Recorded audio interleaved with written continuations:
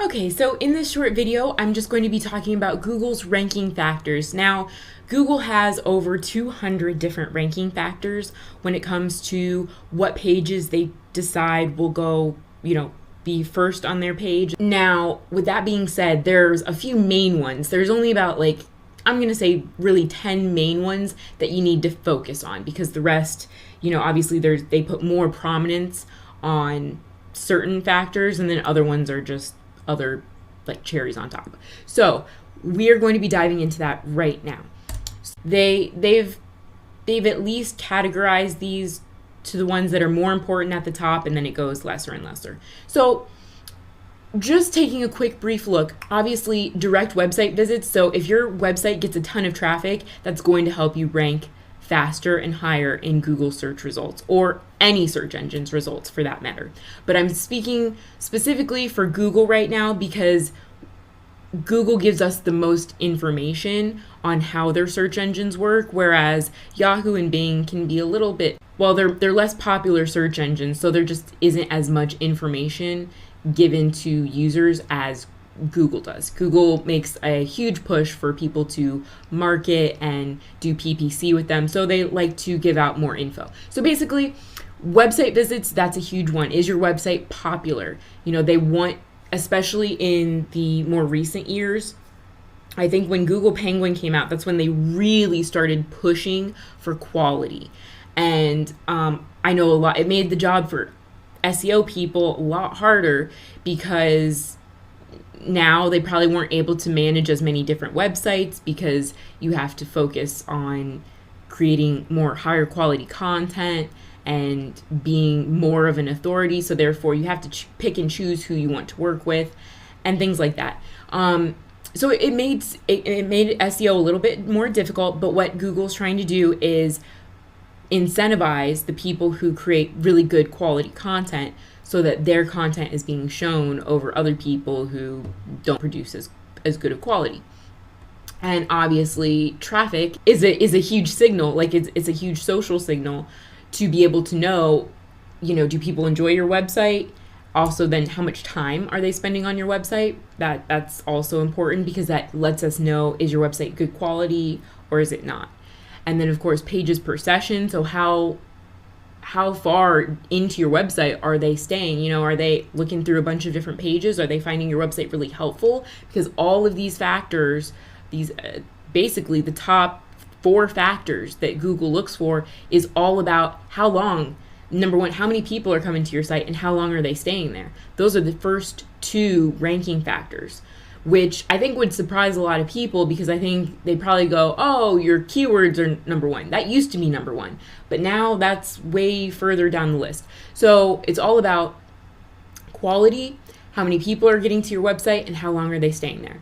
Then, of course, you have things like total referring domains. And now we're starting to get into the backlinking part, the SEO, offsite SEO part of the rankings. So total referring domains would be how many different websites do you have backlinks to, or have backlinks to you. So basically, how many articles do you have out there that are pointing back to your website? How much content is out there that's pointing back to your website? And usually these are things from other sites. So it wants to know, have other people linked out to you as being a source of information on this topic. And when that happens, you get a lot more authority and a lot more rankings. And then total backlinks is just the total number of backlinks that your website has, which is important. But even more than the number of backlinks is the quality of backlinks. So what is the quality of those websites that you're getting links from? And I can tell you for sure that is a big one that Google looks for, not just number. Because I've seen some websites that only have maybe 5 or 6 backlinks, but they're from such high quality websites that have been around for a long time, like places like, Moz or, I'm trying to think of some other ones, like Wayback Machine. That's probably not a good one to recommend. But Google, really high authority websites that are they are the go-to thought leaders in their industry. If you've gotten on any of those websites or things that are really have high domain authority, like .gov sites or .edu sites, those tend to have more value and more link juice given to them than other types of just like any old blog or things like that. Also, if a blog or a website has been around longer, and I'm sure this will be a criteria later down this road, but domain authority is also another ranking factor. So if you have backlinks from domains that are really well aged and they have a lot of domain authority, that will help you increase your domain authority and your website authority as well. So total referring IPs, kind of the same here. They want to know how many different computers, like visitors, people have come from, like all around the web. So if you are very popular, globally or internationally, or even within your country, but they're seeing that there's a lot of different IP activity, that's a good thing because that means more visitors, more traffic. The other thing that they're looking for is follow backlinks. So basically, how many people are clicking on your links to go to these different sites, or on different sites, on third-party sites, people that are finding your content, how many people are linking through and clicking on that content.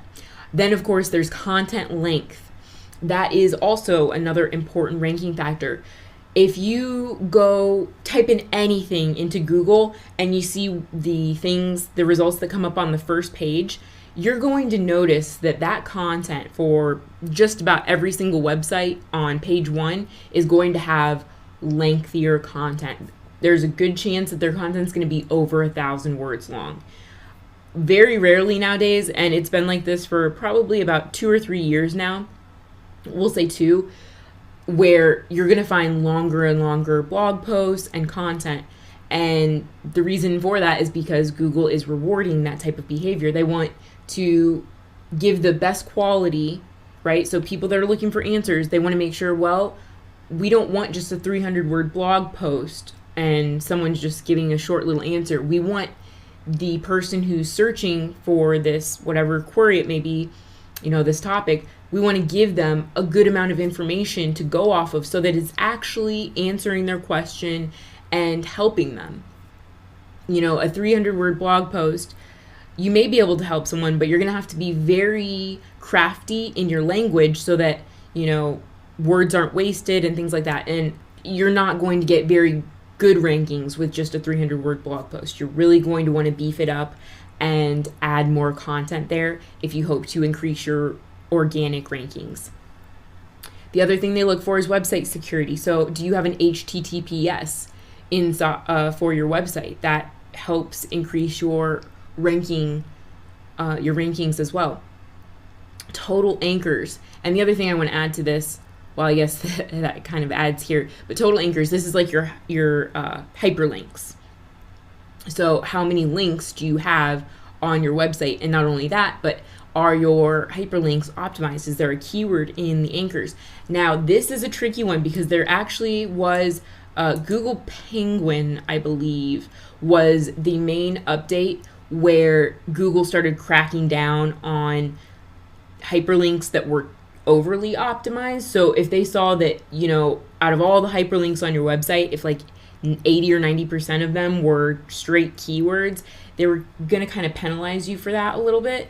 So you don't want to make every single hyperlink a keyword, but I would suggest, if you link out to something in an article, let's say 4 or 5 times, make 1 or 2 of those a keyword, and definitely differentiate, like use variations of your keyword. Don't just use the same keyword over and over again. That's a big no-no.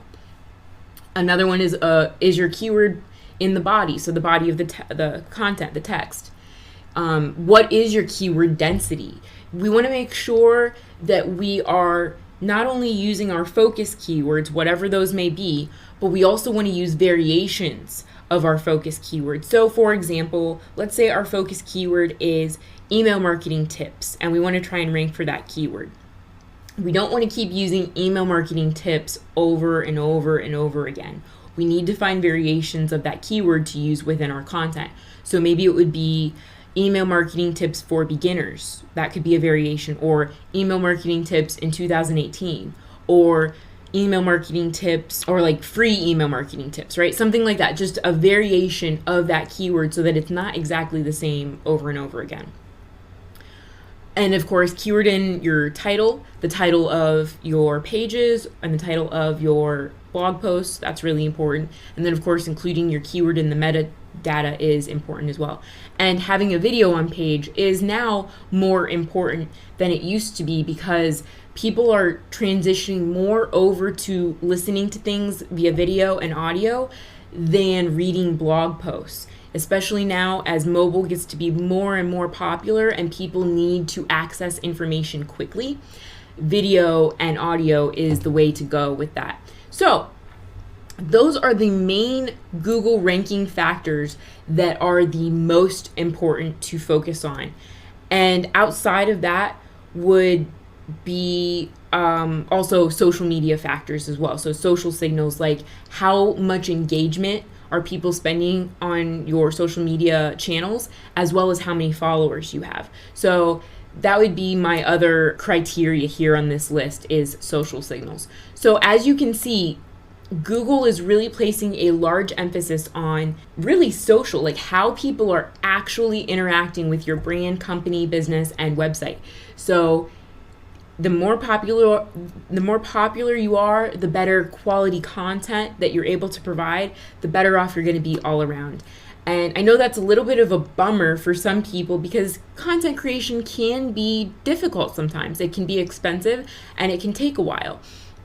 However, I just want to show you guys this so that you know, no matter how easy a certain keyword is to rank for, there still needs to be content behind it. And that content needs to be well crafted so that you don't have to go back later on and fix everything. You can just create a really good quality blog post or video and have that be ranking for years to come. So that's what we want to focus on, quality over quantity.